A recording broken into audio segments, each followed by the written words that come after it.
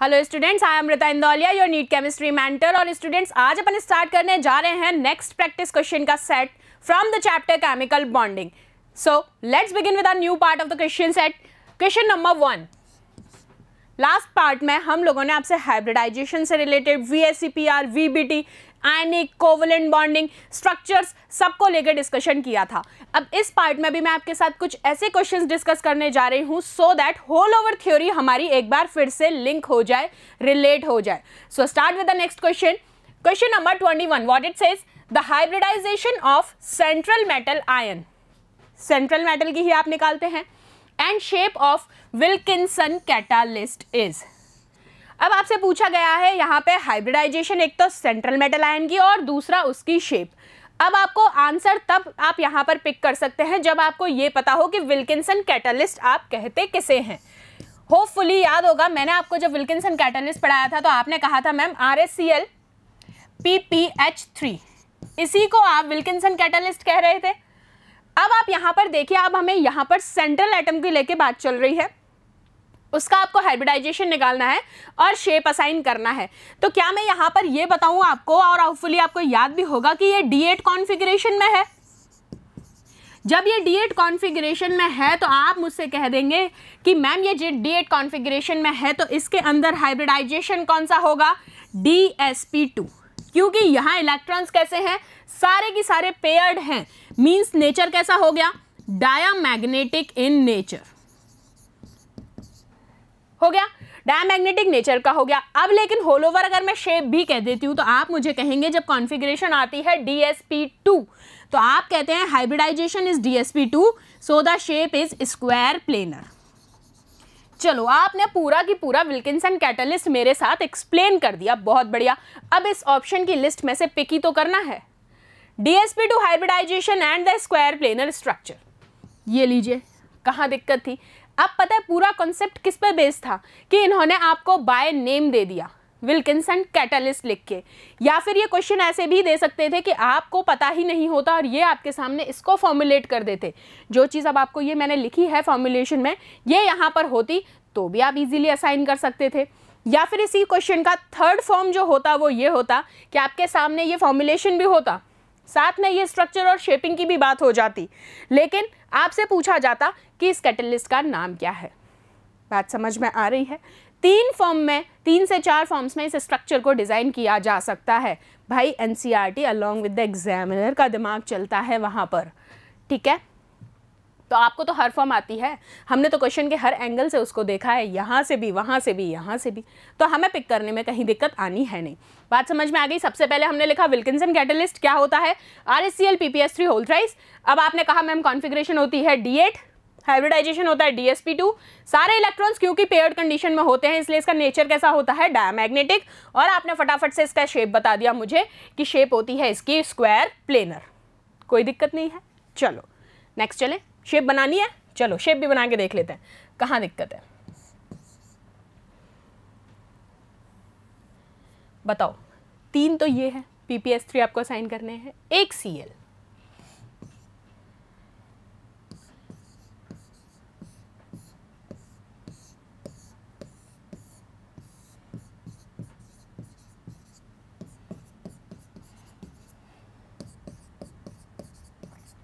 ये लो, ठीक है। चलो next question, the correct order of hybridization of the central atom in the following species. कौन कौन सी स्पेशीज हैं, NH3, PtCl4, PCl5 and BCl3। अब मुझे ये बताओ कि किन चारों के स्ट्रक्चर हम असाइन कर सकते हैं, हाइब्रिडाइजेशन भी हम लिख सकते हैं एंड होपफुली हमें याद भी होगी। चलो बनाते हैं। कौन कौन से पूछे गए थे आपसे, NH3, PtCl4 2-, PCl5 and BCl3। NH3, PtCl4 - PCl5 and BCl3। अगर मैं यहाँ सॉल्व कर रही हूँ तो मैं ये चाहूँगी कि आप भी मेरे साथ साथ अपनी कॉपीज़ में सॉल्व करें।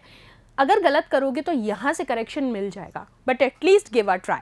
चलो NH3 का स्ट्रक्चर बना देते हैं। कॉन्फ़िगरेशन क्या होगी लास्ट इलेक्ट्रॉन की, 2s2 2p3 वैलेंस शेल की मैं बात करूंगी। फटाफट से स्ट्रक्चर बना दो। H H H, एक क्या आ जाएगा, लोन पेयर, हाइब्रिडाइजेशन कह दोगे sp3। अब करते हैं PtCl4 माइनस, कॉन्फ़िगरेशन क्या है, D8 कॉन्फ़िगरेशन प्लस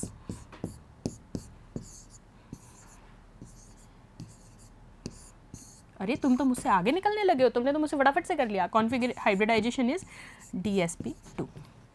PCl5 फटाक कल भी किया था ये तो, 3s2 3p3। शेपिंग कैसी हो जाएगी,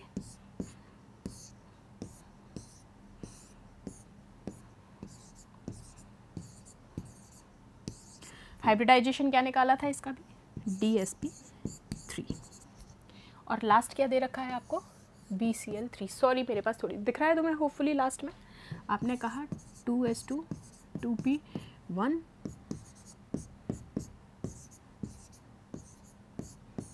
और शेप इसका हाइब्रिडाइजेशन क्या हो जाएगा, sp2। चलो निकालनी चाह रहा हूँ हाइब्रिडाइजेशन, कहीं दिक्कत नहीं थी, फटाफट से क्या आप लोगों ने भी यही निकाली है, चेक करो फटाफट से अपनी नोटबुक में कि क्या आपने सेम यही हाइब्रिडाइजेशंस निकाली है जो मैंने यहाँ पर निकाली है, चेक करो। I give you 2 seconds, not give a big deal, कर भी रहे हो तो सॉल्व करो एक बार।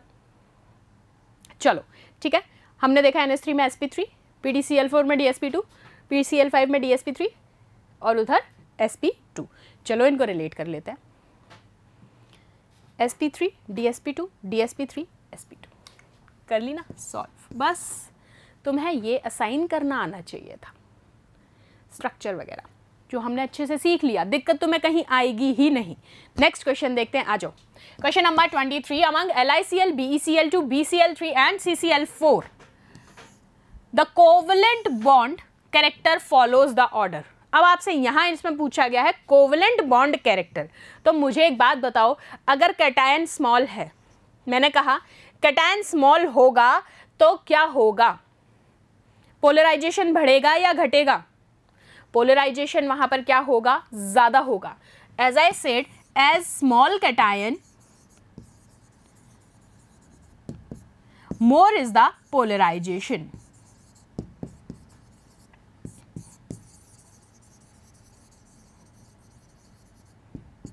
चलो पिक कर लो, ये लो, कैटायन स्मॉल, पोलराइजेशन ज्यादा। चलो next question, question number 24, PCl5 exists but NCl5 does not। Very important question, see the question is very important कि PCl5 तो एग्जिस्ट करता है लेकिन NCl5 एग्जिस्ट क्यों नहीं करता। रीजन देखते हैं, because nitrogen has no vacant 2d orbitals, NCl5 is unstable, nitrogen atom is much smaller than phosphorus, ठीक है, नाइट्रोजन इज हाईली इनर्ट। अब आप मुझे एक बात बताओ, अगर मैं नाइट्रोजन के रिस्पेक्ट में बात करूं तो उसके पास लास्ट शेल में 2s वाले में इलेक्ट्रॉन्स हैं और 2s से एक्साइटेशन पॉसिबल ही नहीं है, इलेक्ट्रॉन ट्रांसफर पॉसिबल ही नहीं है क्योंकि वो वहां पेयर्ड स्टेट में है। तो आप कहेंगे nitrogen has no vacant 2d orbital, that's why NCl5 does not exist in a correlation with the PCl5। Clear है, क्योंकि PCl5 के केस में उसके पास d इलेक्ट्रॉन्स होते हैं for the excitation of electrons. चलिए question number next, the pair of species having identical shapes, इनमें से आइडेंटिकल शेप वाली स्पेशीज फाइंड आउट कर लो। CFI4 and SF4, PCl3 and BF3, lone pairs का डिफरेंस देखना, XeF2 एंड CO2। अगर मैं इन दोनों की बात करूं एंड PF5 एंड, ये तो पॉसिबल ही नहीं है, ये वाला भी पॉसिबल नहीं है और ये भी नहीं है। अगर इन दोनों की शेप चलो एक बार बना के देखते हैं, XeF2, ये रहा जिनॉन F और CO2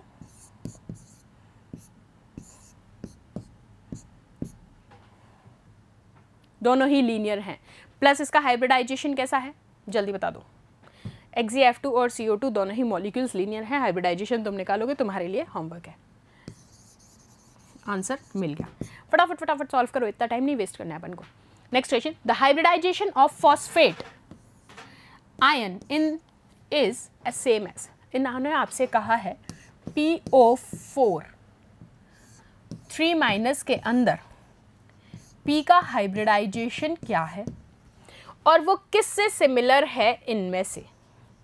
ठीक है, तो आप सबसे पहले पी का हाइब्रिडाइजेशन आइडेंटिफाई करेंगे और आप कहेंगे क्योंकि यहाँ पर पी का हाइब्रिडाइजेशन है sp3 और मुझे जैसा कि दिख रहा है कि अगर मैं स्पेशीज़ को रिलेट करूँ तो आपको पता है इसके एग्जिस्टेंस में sp3 नहीं है, ये भी एग्जिस्टेंस में नहीं है, ये भी नहीं है। आप कहेंगे ये रहा क्योंकि यहाँ s का जो हाइब्रिडाइजेशन है वो भी sp3 है। किसके रिस्पेक्ट में? जब आप मॉलिक्यूल लेंगे SO3 2-। सॉल्व करके देखोगे आप घर पर, ठीक है। चलो next, which molecule is T shaped? T shape के मॉलिक्यूल की यहाँ बात हो रही है। आप देखो NH3 आपको पता है ये होता है, ठीक है। ClF3 भी आपको पता है, BeF2 और आपने कहा BCl3, तो BCl3 के रिस्पेक्ट में आपने कहा टी शेप्ड, ठीक है। टी शेप का होता है BCl3, सॉरी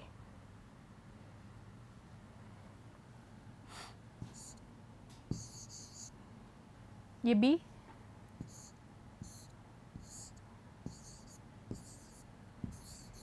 ठीक है।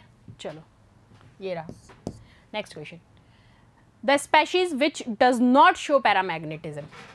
यहाँ पूछा गया आपसे does not, the species which does not show paramagnetism.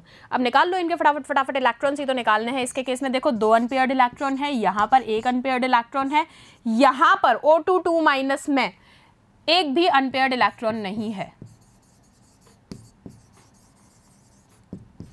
जबकि यहाँ देखोगे तो यहाँ भी 1 है। तो आपसे क्या पूछा गया है? जो पैरामैग्नेटिज्म शो नहीं कर रहे हैं, ये सारे तो कर रहे हैं, यहाँ अनपेयर्ड इलेक्ट्रॉन नहीं है, मतलब ये कैसा है? डायमैग्नेटिक।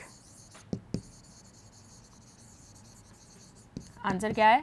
ये लो, ऐसे फटाफट से सॉल्व करना है हमें। Next, which ion is the highest polarizing power? Highest polarizing power आपको यहाँ पर बतानी है। Magnesium ion, aluminium, calcium and sodium. मैंने आपको चीख के एक ही बात कही थी कि जो एल्यूमिनियम होता है इसकी पोलराइजिंग पावर बहुत ज़्यादा होती है, ठीक है। याद रख लो, रट लो कैसे भी करके। चलो next question, which one of the following species is diamagnetic in nature? ये आप बताओगे। अभी हमने पैरामैग्नेटिक सॉल्व की थी, अब हमें सॉल्व करनी है क्या? डायमैग्नेटिक वाली स्पेशीज। यहाँ अनपेयर्ड है ना, इसके अंदर नहीं है, 1s2 फुल है, पेयर्ड है, तो मिल गया आंसर। ये शो करेगा डायमैग्नेटिक, ठीक है। चलो next, the number and type of bonds between 2 carbon atom in calcium carbide. अब ये तो तब बता पाओगे ना कि कितने बॉन्ड्स प्रेजेंट हैं, सिग्मा या पाई, जब आपको कैल्शियम कार्बाइड पता होगा कि वो कैसे रिप्रेजेंट किया जाता है। कैल्शियम कार्बाइड ऐसे ही रिप्रेजेंट करते हो, हम ऐसे उसको रिप्रेजेंटेशन देते हैं कैल्शियम कार्बाइड की, ठीक है। अब मुझे ये बताओ कि इसके बीच में 3 बॉन्ड्स बन रहे हैं, 3 में से कितने सिग्मा कितने पाई हैं? आपको पता है 1 इज सिग्मा, और उसके ऊपर नीचे जो 2 बॉन्ड्स बन रहे हैं वो क्या हैं? पाई बॉन्ड्स हैं। सो बस यहाँ पर यही बताना था कितने सिग्मा और कितने पाई बॉन्ड्स बन रहे हैं कैल्शियम कार्बाइड के अंदर, क्योंकि यहाँ इन्होंने आपको दिया है कैसा? लैंग्वेज फॉर्म में। तो होपफुली आपको अगर स्ट्रक्चर आता होगा तो ही आप इसको बता पाएंगे। सो स्ट्रक्चर्स हमें अच्छे से दिमाग में रखने हैं, या फिर आपको स्ट्रक्चर दे दिया जाता और आपसे नेमिंग पूछ ली जाती। So pick the answer 1 sigma and 2 pi. Clear? Next question देखते हैं, which of the following statement is wrong?